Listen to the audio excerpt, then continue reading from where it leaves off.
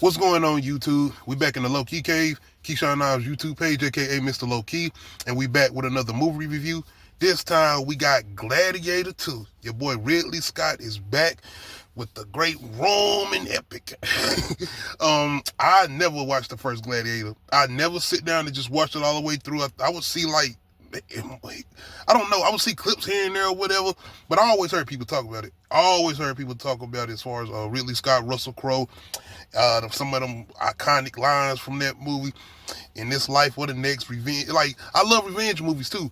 So I am gonna be doing a review of the first Gladiator. I have went back and watched it. I actually done watched it twice, and this is my first time actually watching it all the way through. And it's a very good movie. It is a very good movie. Shout out to Joaquin Phoenix's villainous role of communist or whatever. But yes, we are here for Gladiator 2. And going into this, if you watch the trailers, everybody know this is Lucien from the first film, the little boy, communist nephew, Lucille's son. As far as the last emperor or the emperor from that movie or whatever, this is his nephew. But this is also Maximus' son. In the first film, it is kind of hinted at, but they never give concrete or come all the way through and say, yes, this is your son, Maximus. With all that being said, we go into this movie with a lot of familiar tropes as far as the whole revenge plot, as far as we get this big invasion of the Roman Empire coming in invading. I think it was Africa, if I'm not mistaken, but pretty much taking over Lucien's home, played by Paul Mescal. And damn, these niggas got some of the same names. The general, played by Pascal, was like, damn, I can't even get everybody's name right. But yes, Lucien's home is being taken over by the Empire, which is being led by General Acosta. I think that's his name in here. Played by Pedro Pascal or whatever. My bad, y'all, as far as the names, like I said, it's a lot of familiar names in here. But his home is being taken over, and his wife ends up being killed. Like I said, familiar trope. Russell Crowe's Maximus, with his wife and son being killed after a communist comes over and take over the Roman Empire after his father dies in the first movie or whatever. But now we have this set up with Lucien pretty much on a revenge play. He's being brought in as a new gladiator. Pretty much some of the same familiar tropes that we got from the first movie. As far as him being brought in, him getting into the smaller arena first before being took to the big Coliseum in Rome or whatever, him getting into the fights. But the setup with the fights are kind of different, especially with the animals. Like, we know we got some not even really necessarily man versus animal fights in the first one outside of Russell Crowe and the Tigers, but he was still fighting another actual person. But this one, we got like full-on animals versus the actual gladiators. As far as like this first scene with these monkeys, a lot of CGI in here, not like the first one we had actual animals or whatever. But when it comes to the actual fights, it is some good ones in here. It is some good ones. Are they better than the first movie? I guess it's because of what we are feeling and the emotion we are feeling behind that character in the first movie, that it was kind of it was more of a draw, and it was more of a push for Maximus in the first movie. Not saying it's not there for Lucien in this movie, but it's the thing with like, okay, we know we waiting on you just to get to him.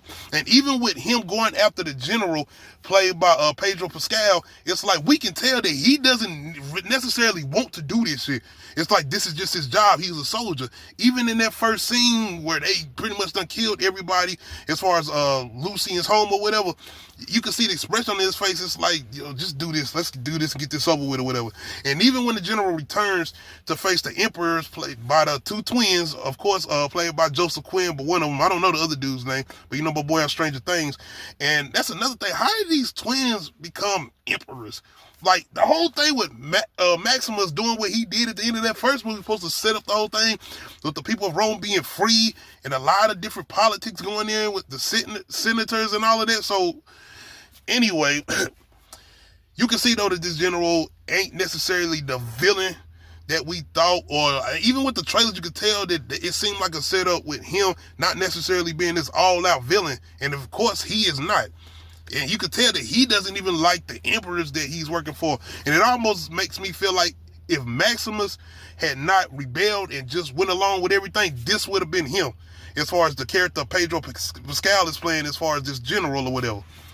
But y'all, I came here for one reason only, and that's even the only reason I went and watched the first Gladiator, and that's Denzel Washington playing Marcus. If I'm not mistaken, that's his name in this movie.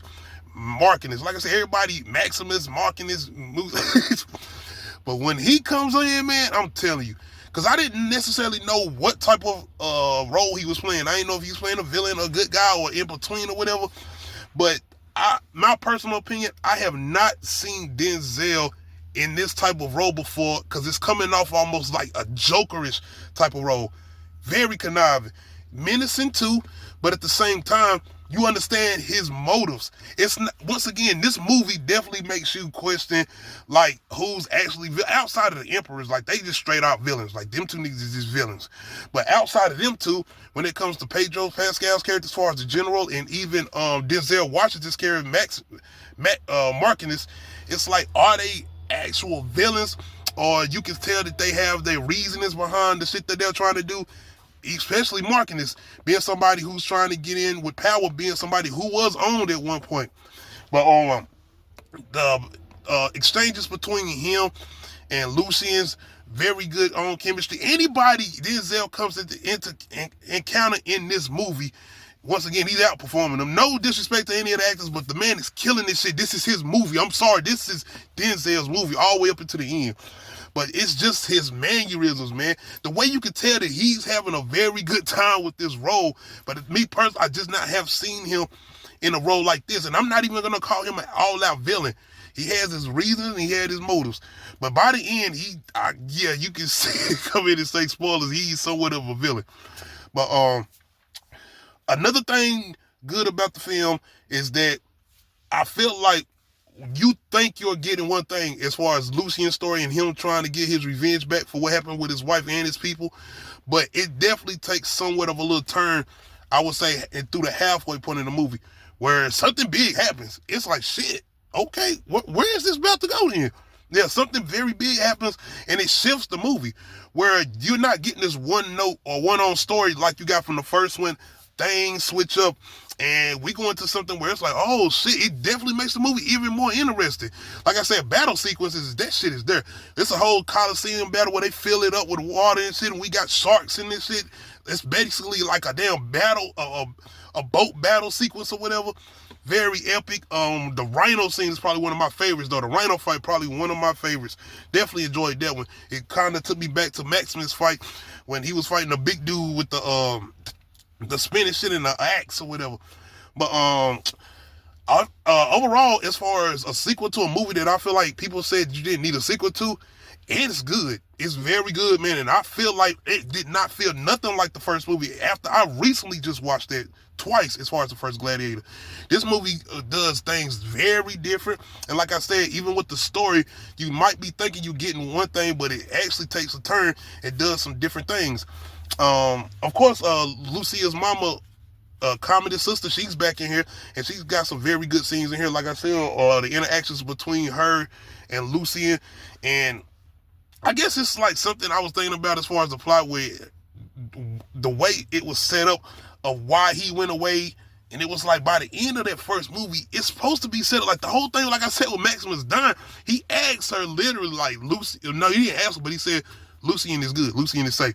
So it's like him doing all that, and then they show what she did immediately after he died with Lucien. It's like, what the fuck? What's going on? Because I thought the whole thing was people got tired of communists as far as the first one, Joaquin Phoenix character. So anyway, I guess them to move the story forward. I also was wondering, because I know they said the first little boy who played Lucien in the first movie, why he not playing this one? There's like probably a couple reasons. Maybe he ain't had a physique, because that dude is big in here to do Paul Mescal playing Lucien here. But anyway, he is a very good lead. He's not Russell Crowe. Don't get this twisted. He's not, but I don't think that was the intention, especially standing beside people like Denzel, and he has a lot of scenes with Denzel. Most of the interactions are him and Denzel in this movie, and he's holding his thing. No Diddy, but he's holding it down, doing what he's supposed to be doing. But I mean, Denzel, like I said, is killing everybody in this entire movie. Anytime his presence is there, he's killing it. And it's a scenes in particular, especially when it gets towards the end, when Denzel's character Marcus, when he starts to really unveil the plan that he's been putting in motion and everything. that's why I was like, oh yeah, he killing this shit. And he loving it too. So outside of that, man, it definitely made me a fan of checking these movies out. And I gotta be honest, I kind of guess I wouldn't mind a part 3 depending on where they go. But it definitely, I can say it doesn't need a part 3. But if they did one, I guess I wouldn't be mad, especially with what he did with this. But it depends on, because I would love to see certain characters in the X-Men. But yeah, outside of that, y'all let me know how y'all feeling about this new Gladiator 2. Like I said, I feel like as far as being a sequel to a movie as good, as powerful, and as big as Gladiator, I feel like it lives up to those expectations, especially bringing people in like Denzel Washington and his performance. Could he get an Oscar for this? I would say yeah. It depends, man, how y'all looking at it. Because like I said, I feel like I hadn't seen him necessarily play a character like this before. It was like very like conniving, and like I said, he was having so much fun with it. His mannerisms, like I said, gave me Joker vibes a little bit. But y'all let me know how y'all feeling about it. Outside of that, make sure you hit that like button, make sure you hit that subscribe button, make sure you hit that notification bell, let you know when I upload new videos. Other than that, we out.